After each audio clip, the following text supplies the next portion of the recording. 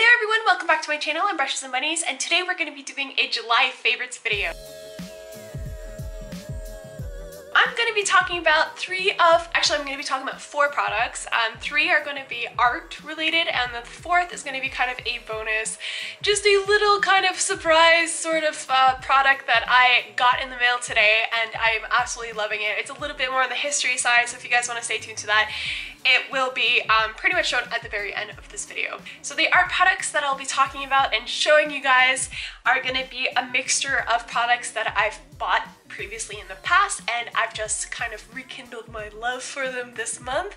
And the other product is actually a new product that was sent to me this month. So we're going to be talking about a little bit of kind of a mixture of these, and yeah, I hope you guys enjoy this video, and let me know in the comments below if you do like these sort of like July favorites video. I know that it's pretty big in the makeup world, and I think it kind of relates pretty well with art supplies as well. Okay, so the first product we're going to be talking about is actually watercolor paper. This is a pretty cool brand.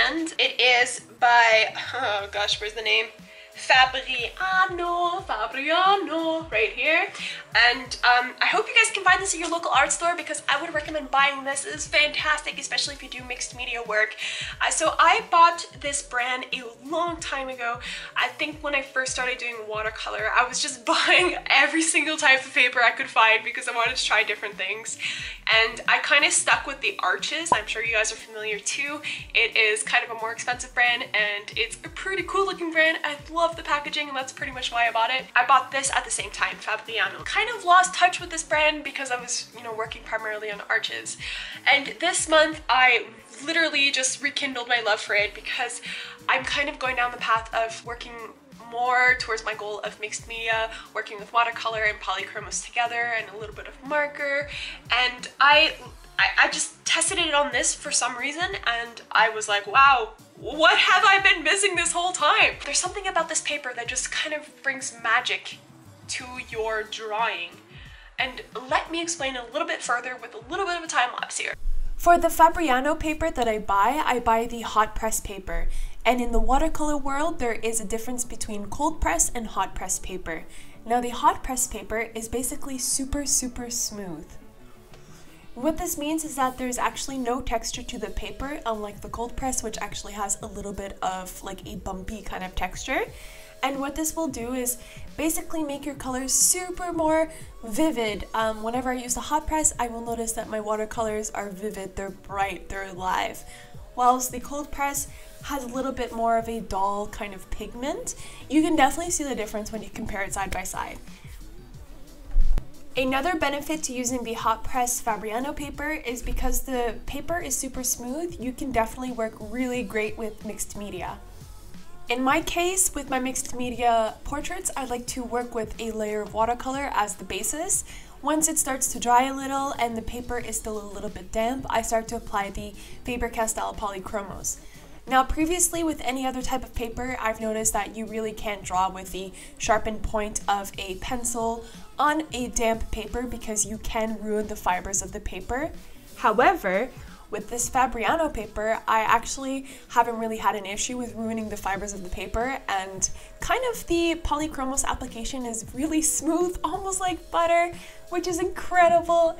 So I can really start kind of drawing in the details with a damp paper with the polychromos, which is a huge plus because this saves me time as well. Of course, at the end of the day, you want to make sure that your paper is as dry as possible, but I'm just saying that it does work a little bit with the damper side of things, which is really great.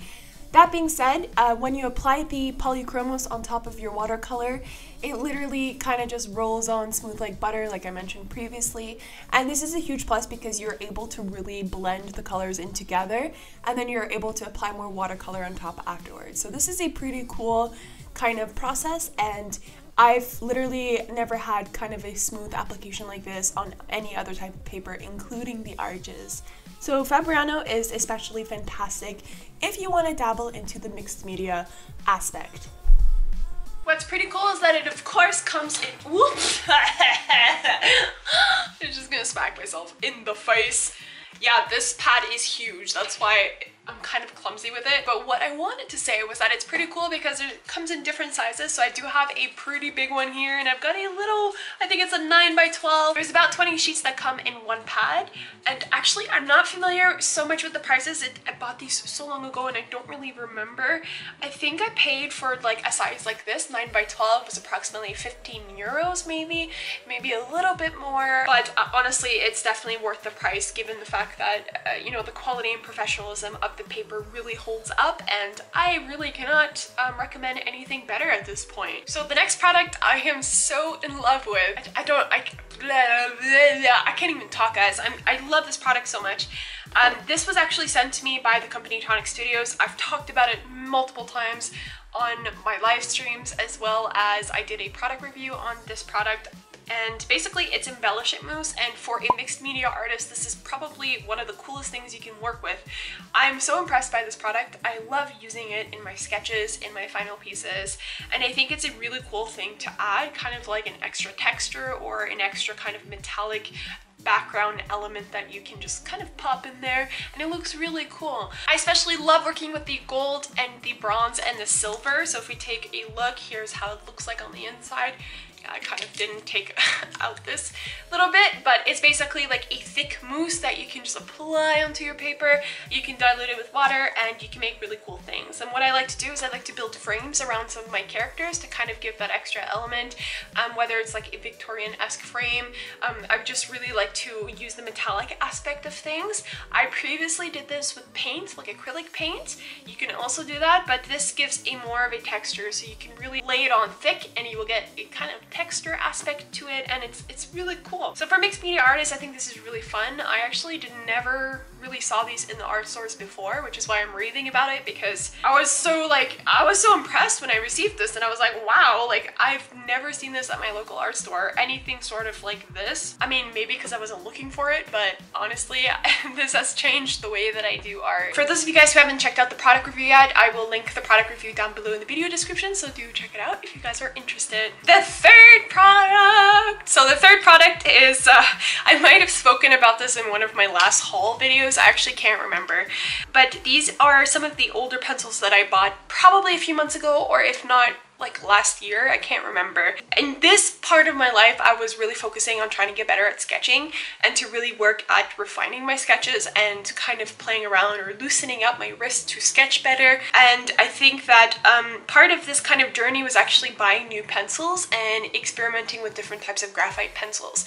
And one of these brands is of course my home dogs, my favorite. I'm probably like I'm a Faber Castell girl, guys. Like, this is my brand and I've been in love with them since I was a child. So of course I have to give a shout out to my home dogs, Faber Castell. This is actually the Castell 9000, which is a graphite pencil. And honestly, when you work with this, it's smooth like butter on the paper. And of course, it's just like any other graphite pencil in terms of how you use it and how you work with it.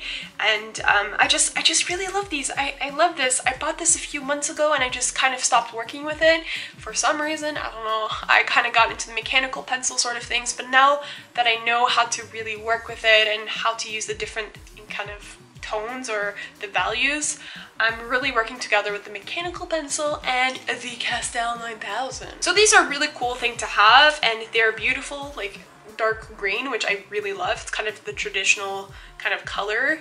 So I've been having a lot of fun with these guys this month, especially kind of sketching daily. I've just been using these guys alongside my mechanical pencil. I kind of got to give a shout out to my mechanical pencil as well, which is Stedler. Oops, I think we're backwards here. Stedler. Okay, so that was all of the art products that I love for this month, and now we're gonna get to kind of the bonus product, which I just received in the mail, and I'm so excited to show it off because it's so beautiful. Basically, it is it's a hat.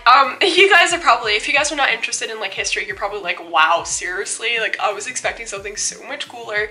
But this is a straw hat, and it is from the 1910s. I think it must be 1910 or 1911. And it's a men's hat, and it's from, I think, Paris or from France for sure. And what it is basically, it's a boater hat. So you picture those little Parisian men like rowing their boats in the water, and they wear these little hats, these boater hats.